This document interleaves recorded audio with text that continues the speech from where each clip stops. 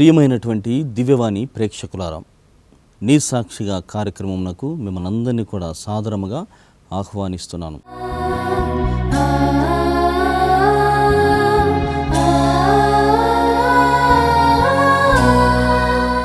నీ సాక్షిగా కార్యక్రమంలో అనేకమైనటువంటి సాక్ష్యాలు, దేవుడు చేసినటువంటి మేలులు అనేకమని, మరి ఆ మేలులను మన వరకే ఉంచుకోకుండా పదుగురికి పంచుకోవడం ద్వారా క్రీస్తు ప్రభు యొక్క తత్వం, మనస్తత్వం అందరికీ దోహదపడుతుంది అన్నటువంటి తలంపుతో సాగుతున్నటువంటి కార్యక్రమం నీ సాక్షిగా.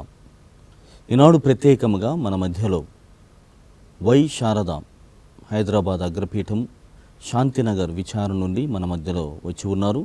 వారిని నీ సాక్షిగా కార్యక్రమ వీక్షకులందరి తరపున హృదయపూర్వక స్వాగతం పలుకుతున్నాం. చాలా ధన్యవాదములు శారద, ఎందుకంటే మీరు మాకు బాగా సుపరిచితులు. దివ్యవాణి టీవీ ఛానల్లో అనేకమైనటువంటి పాటలను, బృంద గీతాలాపన కానీ లేకుంటే వ్యక్తిగతంగా కానీ మీరు వచ్చి మీ కుమారుడు స్టాన్లీతో కలిసి వచ్చి మాకు చాలా సహకరిస్తున్నారు. ఎందుకంటే ఈ పాటల విషయం అనేది దివ్యవాణిలో చాలా కష్టమని కాదు, కానీ విశ్వాసులు అనేక మంది దివ్యబలి పూజలు, ఆరాధనలో బాగా చూస్తారు. వ్యూవర్షిప్ అనేటువంటిది దివ్యవాణి ఛానల్లో దివ్యబలి పూజ తర్వాత మరి ఆరాధన, ఈ రెండు కూడా ముందుగా బాగా సాగుతున్నాయి. ఆ తర్వాత నీ సాక్షిగా చాలామంది వీక్షిస్తారు. కాబట్టి మన CEO అయినటువంటి ఫాదర్ లూర్ద్రాజ్ తరపున, మన యొక్క పిఠాధిపతులు అందరూ ముఖ్యంగా మొట్టమొదటిగా నీకు నేను వందనాలు తెలియజేయాలనుకున్నాను. ఎందుకంటే దాని అవసరత ఎంత అనేటువంటిది. మన టీవీ ఛానల్లో ప్రొడక్షన్ వారానికి 58 ప్రోగ్రాములకు పైనే జరుగుతాయి. పూజా బలి రోజుకి 3 సార్లు. సో ఈ 3 పూజలు పక్కన పెడితే మిగతాదంతా కూడా ప్రొడక్షన్ చాలా జరగాలి. అంత సులభంగా జరిగేటువంటిది కాదు. కానీ మేము సైతం మాకు తోచినటువంటి మేరలో మేము ఆర్థికం చూడకుండా మా కుటుంబ పరంగా దివ్యవానికి మేము సాయం చేస్తామని మీరు ముందుకొచ్చారు. కావున మనఃపూర్వకంగా మీకు ధన్యవాదాలు తెలియజేస్తున్నాను. శారద, మీరు ఇలా వస్తున్నారు కదా దివ్యవాణి టీవీ ఛానల్కి, ఇది మాత్రమే కాదు, మీ వ్యక్తిగత జీవితంలో కూడా ఎందుకోసం ఇవి చేయాలనుకుంటున్నారు? ఈ పరిచర్య కానీ ఏదైనా ఎంత భయంకరంగా నొప్పిగా ఉంటుందంటే మాటల్లో చెప్పలేనండి. అంత భయంకరంగా, దాంతో చనిపోవడం బెస్ట్. అమ్మ తలుచుకుంటేనే భయమవుతుంది. పగవాళ్ళకి కూడా రాకూడదు. ఫాదర్ ICUలో పెట్టారు నన్ను, ఆక్సిజన్ అంతా పెట్టారు. నాకు చచ్చిపోతాను అనుకున్నా. ఎప్పుడైతే దేవుణ్ణి అట్లా వాగ్దానం చేసేసి నేను చెత్తబుట్టిలో పాడేశానో అప్పటి నుంచి రిలీఫ్. ఇప్పుడు 15 ఇయర్ డాక్టర్ ఏం చెప్పారు, లైఫ్ లాంగ్ నువ్వు వాడాలి అన్నారు కదా. ఇప్పటిదాకా నేను మైగ్రేన్ టాబ్లెట్ వాడటం లేదు. Praise the lord. పెళ్ళి ఎందుకు చేసుకున్నావు మా సార్, మంచిగా కన్నెత్తిరి అయిపోతే బాగుండేది కదా. మా హస్బెండ్ బాగానే ప్రార్థననే.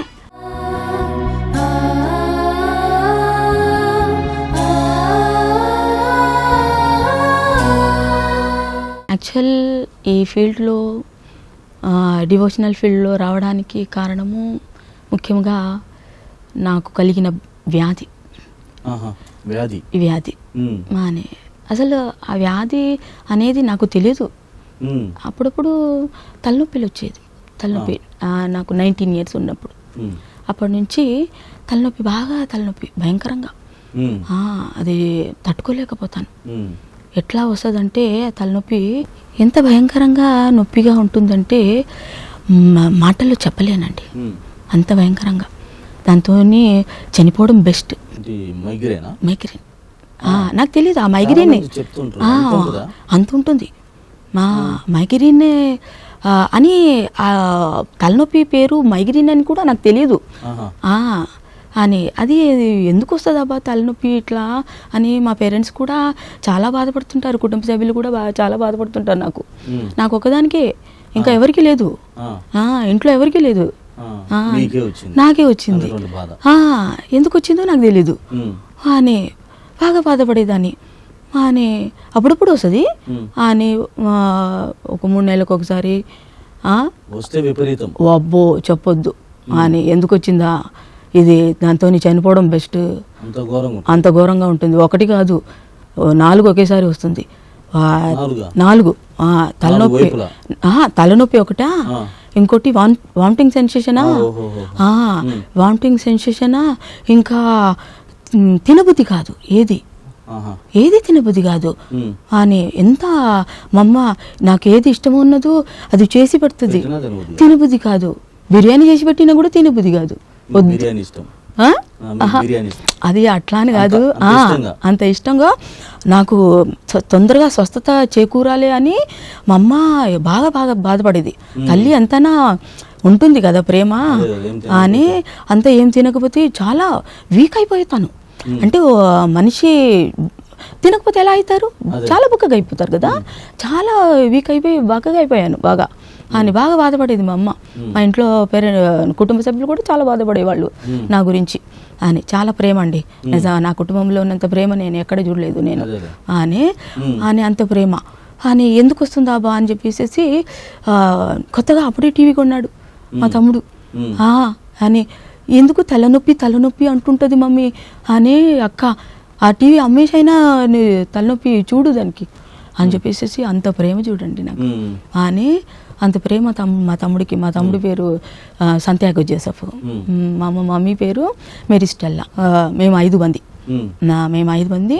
మా అక్క పేరు సగరాన్ని, మా పెద్ద చెల్లి పేరు సరో అంటాము, చిన్న చెల్లి పేరు ఇది సందనవేరి, అది బ్యాప్తిజం పేరు.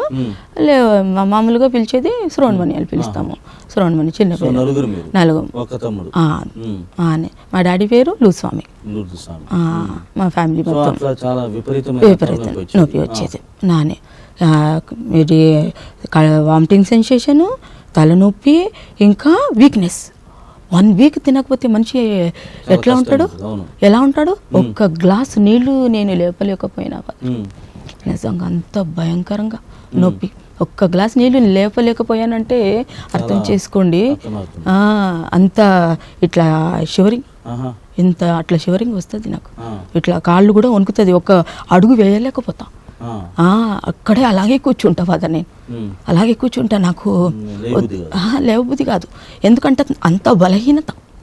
అది తలుచుకుంటేనే ఇప్పుడే భయం అవుతుంది నాకు. అంత భయంకరంగా ఉంటుంది అది తలనొప్పి అని అలా అని చెప్పి మా అమ్మ బాగా బాధపడేది. అప్పుడు మా వారు అని పెళ్లి చేశారు. పెళ్లి చేసేసి మా వారు చాలా మంచివారు నిజంగా అని. దేవుడు ఏర్పరిచింది.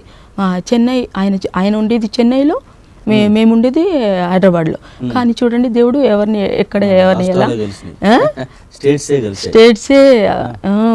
ఆయన సింగర్, ఆయన మ్యూజిషియన్, ఈయన కూడా ఇది కొడతాడు, ఏమంటారు కుండ ప్లే చేస్తారు. కుండ ప్లే చేస్తారు మా వారు. మా డాడీ ప్లే చేస్తారు. మా అమ్మ పాట పడుతుంది మంచి. అంటే అంతా ఎక్కడ పోయి ప్రోగ్రాం లేకుండా ఏదో ఇంట్లో కొంచెం ఇంట్లో విధంగా ఏదో సంతోషంగా పాడపడేది. బాగా స్వరం బాగుండేది. మా డాడీ స్వరం బాగుండేది, మా అమ్మ స్వరము, అందరూ బాగా స్వరం పాడేది.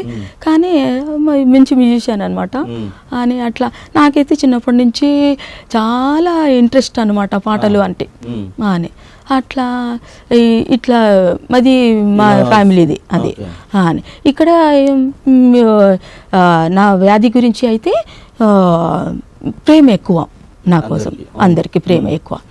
అలా దీంట్లో తలనొప్పి అంటే పెళ్ళి అయిన తర్వాత కూడా తలనొప్పి వచ్చేది అది నాన్ స్టాప్ అని. అప్పుడప్పుడు టెన్షన్తో అప్పుడు వస్తుందంట అది ఏందో తెలియదు కానీ అని. సరే అని మా హస్బెండ్ వైస్రాయ్ హోటల్ తెలుసు కదా, అక్కడ ఇంజనీరింగ్ డిపార్ట్మెంట్లో పనిచేసేది. అప్పుడు ఈఎస్ఐ ఉండేది. అప్పుడు ఈఎస్ఐ ద్వారా అక్కడ హాస్పిటల్కి చూపించుకుంటే అక్కడ మాటికి తలనొప్పి వచ్చింది కదా అని మా అమ్మ నాకు తోడు ఉండి నేను అక్కడ చూపించుకుంటే ఇప్పుడు ఎందుకు ఇలా వస్తుంది డాక్టర్ గారు అని మా అమ్మ అడిగినప్పుడు ఇది ఒక రోగం అమ్మా, ఆడవాళ్ళలో 7 మందికి ఒక్కరికి ఉంటుందంట. ఆల్మోస్ట్ 7 మందికి ఒకరికి ఉంటుందంట ఆడవాళ్ళలో, ప్రపంచంలో మొత్తం అని. మగవాళ్లకు 100లో ఒకరికి ఉంటుందంట, 100లో ఒకరికి ఉంటుందంట. అది మీ అమ్మాయికి వచ్చింది, నేనేం చేయనమ్మా అని డాక్టర్ గారు అన్నారు. అంటే ఎలాగొక చేసి అది తగ్గేటట్టు నయం చేయండి అని అన్నారు అని మా అమ్మ అంటే ఇది నయం కానిది అమ్మా, ఉమ్. ఇప్పుడు బీపీ షుగర్లు ఎలా వస్తే లైఫ్ లాంగ్ ఎలా టాబ్లెట్లు వాడాలో దీనికి కూడా అలాగే వాడాల్సి వస్తుందమ్మా అని చెప్పేసి చెప్పారు. అని చెప్పినందుకు సర్లే ఏం చేద్దాము, తప్పదు టాబ్లెట్స్ వాడాలి అని టాబ్లెట్స్ వాడుతూనే ఉండే టాబ్లెట్స్. మొత్తం స్కానింగ్ తీశారు, ఎంఆర్ఓ స్కానింగ్, అన్ని టెస్టులు జరిగినాయి. అన్ని టెస్టులు జరిగిన తర్వాతనే ఇది మీ అమ్మాయికి మైగ్రేన్ అని డాక్టర్ గారు చెప్పారు అని. సరే అని చెప్పేసి వాడాను. వాడితే అక్కడ తగ్గాలి కదా మళ్ళీ నాకు. ఇప్పుడు జ్వరం వస్తే మనం టాబ్లెట్లు వేసుకుంటే తగ్గాలి కదా. ఒక్క నెల వాడాను ఫాదర్, ఒక్క నెల రోజు నేను ఈ టాబ్లెట్లు అని. ఏం నా కర్మ, ఏం చేద్దాం అని చెప్పేసి వాడాను. వాడితే తగ్గాలి కదా, అస్సలు తగ్గలేదు ఫాదర్. అంత భయంకరమైన నొప్పి అమ్మ, తలుచుకుంటేనే భయమవుతుంది. పగవాళ్ళకి కూడా రాకూడదు ఫాదర్, నిజంగా పగవాళ్ళకి కూడా రాకూడదు, అంత భయంకరమైన నొప్పి అది అని అట్లా నేను సర్లే ఏం చేద్దాము, నా తల విధి అని చెప్పేసి నేను వాడుతుండే ఫాదర్. నేను ఒక నెల వాడాను ఫాదర్, నేను నెల వాడాను. మళ్ళీ ఆ నెలలోనే అక్టోబర్ నెల ఉండొచ్చు, అక్టోబర్ నవంబర్ డిసెంబర్లో కూడా మొత్తం 3 నెలలు బాగా అనుభవించిన. లాస్ట్లో ఒక నెల వాడిన డాక్టర్ చెప్పినందుకు అని మళ్ళీ హాస్పిటల్కి చాలా తిరిగేది ఆవిడ. అంటే హాస్పిటల్ బాగా ఎక్కువగా నెలకి ఒక 2-3 సార్లు అడ్మిట్ అయ్యేది. అడ్మిట్ కావాలి కంపల్సరీ, అంత వీక్నెస్. సిరంజిలు కంపల్సరీ 2-3 సార్లు ఎక్కుతుంది నెలకి. మా హస్బెండ్ చాలా ఓపిక, విసుగులేదు, అస్సలు విసుగులేదు నిజంగా. దేవుడిచ్చిన వరం హస్బెండ్ అని నిజంగా. ఆయన పక్కనే ఫోన్ చేయగానే చాలు వదిలేసి, అక్కడ జాబ్ కూడా నా భార్యకి అలా జరిగిందని వదిలేసి వచ్చేది ఫాదర్. నా పక్కనే ఉండేది ఫాదర్, పక్కనే ఉండి చూసుకునేది. అంటే వచ్చి చూసేది, కానీ నైట్లో మాత్రం అమ్మ ఉండేది. ఆయన వచ్చి పోతూ ఉండేది అలా బాగా తలుచుకుంటే ఇప్పుడు భయం అనిపిస్తుంది, ఒక విధంగా షేక్ అవుతుంది నాకు. ప్రియ దివ్యవాణి ప్రేక్షకులారా, నీ సాక్షిగా కార్యక్రమంలో ఓ చిన్న విరామం తీసుకుందాం.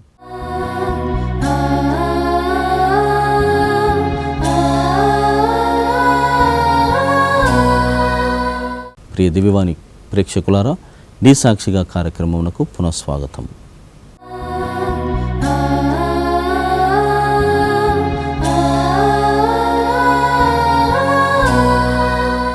ఎందుకంటే ఆ నరకం అనేది ఆ కంటి ముందు తిరుగుతుంది. ఆ నరకం ఎక్కడో లేదు, బాధ.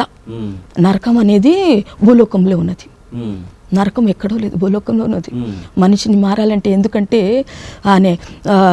వాక్యం సెలవిస్తుంది కదా, యోబు 5:17-18 శిక్షించేవాడను నేనే, రక్షించేవాడను నేనే, గాయపరచువాడను నేనే, కట్టువాడను నేనే. ఒక్కసారి దేవుడు పట్టుకుంటేలే నిజంగా ఆయన ప్రణాళిక మన పట్ల ఏమున్నదో ఆయన నెరవేర్చుకుంటాడు అని. ఆయన ఆ ఊబిలో నుండి బయటికి తీసుకురావాలనే ఒక బంగారములో బంగారాన్ని బట్టీలో వేస్తేనే కానీ అది మెరుగు రాదు, అది కాలాలి. హెబ్రీ 12:29 ఉంది కదా, దేవుడు దహించి అగ్ని అయి ఉన్నాడు. అలాంటి అగ్నిలో కదా దహించబడాలి. అలాంటి దహించాను, బాగా దహించి రోగమిచ్చి భక్తి వేసి తయారు చేశాడు దేవుడు. నిజంగా నేను ఐసీయూలో పెట్టారు నన్ను, ఆక్సిజన్ అంతా పెట్టారు నాకు. చచ్చిపోతాను అనుకున్నా, నాకు అయిపోయింది, నా పని అయిపోయింది అనుకున్నా. మళ్ళీ హాస్పిటల్లో అడ్మిట్ అవుతుంటాను కదా, అప్పుడు అనుకుని నేను మనసులో అనుకున్నా, తండ్రి నువ్వు నాకు ఒక ఫ్యామిలీ ఇచ్చావు కదా, మళ్ళీ ఆ ఫ్యామిలీని కూడా నేను చూసుకోవాలి కదా అని, నన్ను బతికించు, నేను నీ సేవ చేస్తాను అని, ఈ నువ్వు పెట్టిన భిక్ష అని చెప్పేసి ఇలా ఐసీయూలో ఉన్నప్పుడే మనసులో అనుకున్నా.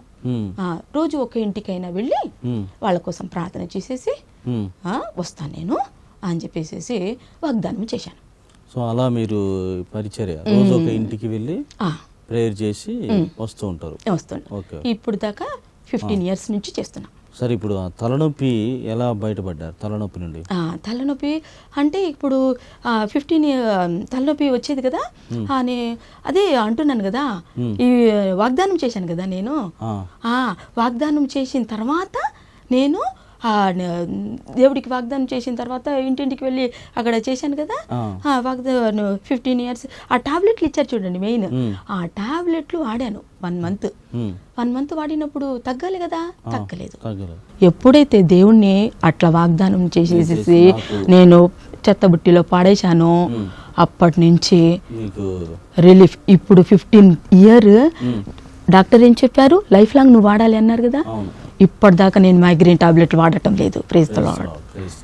దేవుడికి చాలా వ్యాధి ద్వారా దేవునికి దగ్గరయ్యాను.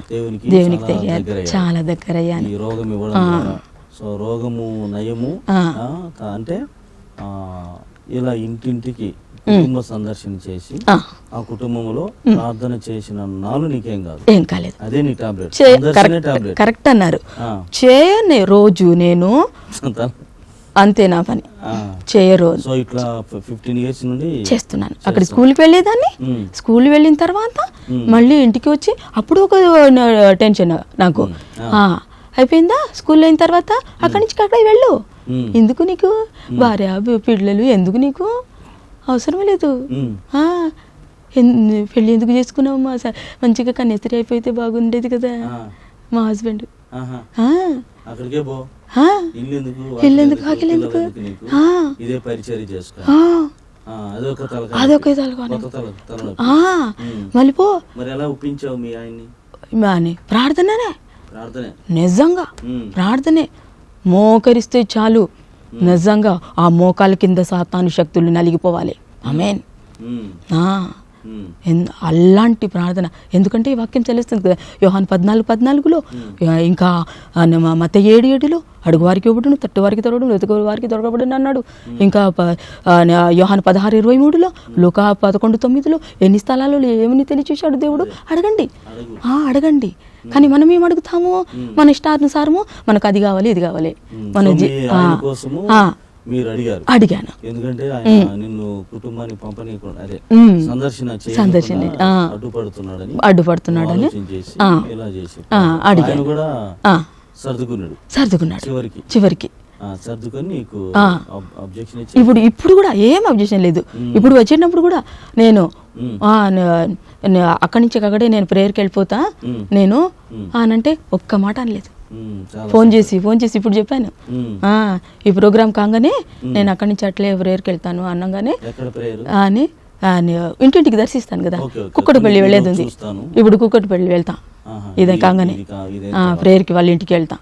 చాలా సంతోషం అమ్మా, చాలా. ఎందుకంటే చాలా మంది మైగ్రేన్ ఉండదు, నువ్వు చెప్పిన ఇన్ఫర్మేషన్ కూడా బాగుంది. చాలా మంది అమ్మాయిలకి, ముఖ్యంగా లేడీస్ కి ఈ మైగ్రేన్ హెడేక్, ఒంటి తలనొప్పి ఏదో అంటారు తెలుగులో. ఈ నొప్పి అనేటువంటిది చాలా ఇబ్బందికరమైనటువంటి పరిస్థితి. సో నువ్వు కనుగొన్నటువంటి జవాబు లేకుంటే పరిష్కారం ఏంటంటే ప్రార్థన. ఆ ప్రార్థన కూడా నీకోసం కాదు, నీ మీద పెట్టుబడి పెట్టింటే నీకు అయ్యేది కాదు. ఆ ప్రార్థన నీ మీద పెట్టుకోలేదు, పక్క వారికి పైన ఎవరైతే బాధల్లో ఉన్నారో కుటుంబ సందర్శన చేసి వాళ్ళ మీద ప్రార్థన అనేటువంటి దాన్ని పెట్టుబడి పెడుతున్నావు. సో నువ్వు ఇవ్వడం ద్వారా పొందుతున్నావు, నీవు ఇవ్వడం ద్వారా పొందుతున్నావు. మంచి ఆలోచన. దేవుడు ఇంకా ఇలాంటి పరిచయలో ఎక్కువ వాడాలని కోరుకుంటున్నాను. తర్వాత మీ మాటల్లో చూస్తుంటే ఎక్కువ ఆలోచన చేస్తారేమో. రెండవది, మైగ్రేన్ హెడేక్ ఉన్నటువంటి వాళ్ళలో మీ మాటల్లో నుంచే ఎక్కువగా మీరు చెప్పారు కూడా, ఆలోచన చేస్తారు. డాక్టర్ ఎక్కువ ఆలోచన చేస్తుంది, దేని గురించి చేస్తున్నావు నీకే తెలియదు. రెండవది ప్రేమ ఉంది, ఎక్కువ ప్రేమ. ఈ రెండింటి వల్లే ఎక్కువ థింకింగ్. సో ఎవరి మీద మీకు ఎక్కువ ఇష్టం మీ ఇంట్లో? అట్లా ఇష్టం అనేది కాదు, ప్రతి ఒక్క బిడ్డలు నా కుటుంబ సభ్యులు నేను రక్షణ పొందించుకుంటేనే కదా ఇతరులు నన్ను నమ్ముతారు. అది ఓకే. అది ఆలోచన. నా కుటుంబ సభ్యులు మారాలి ముందుగా, నా కుటుంబాన్ని కట్టాలి నేను ముందుగా. నా కుటుంబం కట్టకపోతే వ్యర్థం కదా. ముందు నేను నా కుటుంబాన్ని కట్టాలంటే ముందుగా నేను మారాలి. నేను ఒక టీచరు, పెళ్లి కాకముందు నుంచి నేను టీచరు. నేనే కరెక్ట్గా లేకపోతే, నాకే రాకపోతే చదవడం పిల్లలకి నేనేం చెప్తా కదా. ఒక లెర్నర్ని నేను నేర్పించి బయటికి తీసుకురావాలి. అంతేకాని క్లెవర్ పిల్లడు తనకు తాను బాగానే చదువుకుంటాడు, వాళ్ళది కాదు ఇంపార్టెంట్. ముందు నా గురించి నేను స్టడీ చేసుకున్నా. ముందు నేను కరెక్ట్గా ఉండాలి. నేను కరెక్ట్గా ఉంటేనే కదా ఇతరులను నేను కరెక్ట్ చేయగలుగుతాను. నేనే సరిగా లేకపోతే ఇతరులు నేను సరిగా చేయగలుగుతాను కదా. అందుకే తండ్రి, నీకు ఆయాసకరమైనది ఏది నాలో ఉండకూడదు, నన్ను పరిశుద్ధురాలు చేయండి. 1 పేతురు 1:16 వాక్యం సెలవిస్తుంది, నేను పరిశుద్ధుడను, మీరు కూడా పరిశుద్ధులుగా ఉండుడి కదా. ఒక పాత్రను మనము వంట చేస్తాము, ఆ పాత్ర ఎంత శుభ్రంగా కడిగితేనే మనం వంట చేసుకోగలుగుతాము. ఈ మట్టిలో పోయే శరీరానికే ఇంత శుభ్రంగా మనం చేస్తే మళ్ళీ నిత్య జీవం ఇచ్చేదండి. మన హృదయము, మన ఆత్మ ఇంకా ఎంత పరిశుద్ధంగా ఉండాలి. సో ఆ విధంగా మీరు ఈ పరిచర్యను చేస్తున్నాను. అయితే పరిచర్య అనగానే కొద్దో గొప్ప ఆర్థికమైనటువంటి సమస్యలు ఉంటాయి. మనకు చాలా చేయాలని ఉంటుంది, చాలా సందర్శించాలని ఉంటుంది, ఎవరు లేని వాళ్ళకి సాయం చేద్దాము అన్నటువంటి ఆలోచన వస్తుంది. అయితే ఇక్కడ 2 విషయాలు మీరు చెప్పాలి చెప్పండి నీ సాక్షిగా కార్యక్రమం తరపున. మొట్టమొదటిది ఏంటంటే మీ కుటుంబ సభ్యుల సహకారం. రెండోది, ఈ కుటుంబ సభ్యుల సహకారము అయిన తర్వాత ఈ ఆర్థిక పరమైనటువంటి విషయాలు నీ కుటుంబాన్ని నడుపుకుంటూ ఇవన్నీ ఎలా బయటపడగలిగారు? ప్రియ దివ్యవాణి ప్రేక్షకులారా, శారద గారి జీవితం, ముఖ్యంగా నీ సాక్షిగా కార్యక్రమంలో ఆమె దేవునికి దగ్గరగా రావడానికి ఉన్నటువంటి కారణం రోగము, అంటే ఈ మైగ్రేన్ అన్నటువంటి బాధ ద్వారా ఆమె దగ్గర కాగలిగింది.